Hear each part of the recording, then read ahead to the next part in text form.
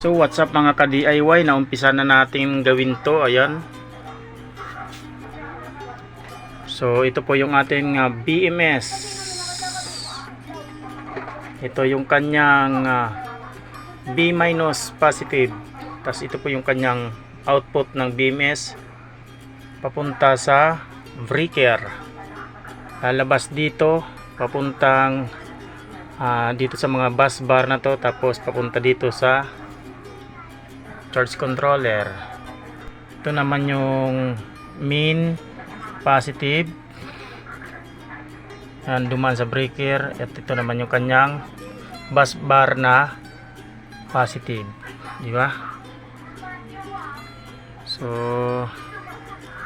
ayan, sunod-sunod po yung wiring ng BMS. Ay mag-focus. Ayun, nagsimula tayo sa negative side. Ayan, ito yung pangalawa, pangatlo yung puti, pang-apat yung positive.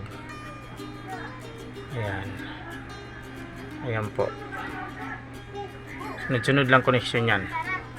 So abangan po yung full video. I-upload ko po yung pagbuo nito, pag-install mga ka-DIY. Hanggang sa muli, update ko kayo.